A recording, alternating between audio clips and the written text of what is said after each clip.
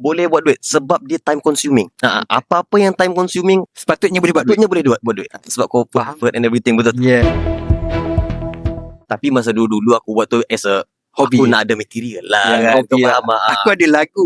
Kau nak nampak cool lah. Okay, aku ni album aku and everything. Album aku, betul tak? Faham tak? Tapi sekarang bila dah In a certain sampai period masa kau nampak benda ni boleh buat duit lah. boleh buat duit sebab dia time consuming.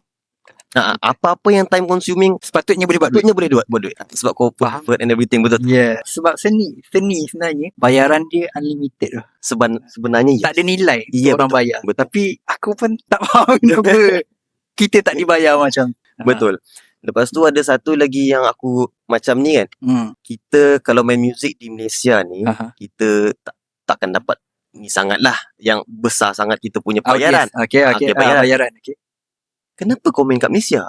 TikTok ada, Luar negara boleh pergi. Kita boleh pergi global. YouTube ada. Semua boleh pergi global. Kenapa kau nak target audience Malaysia?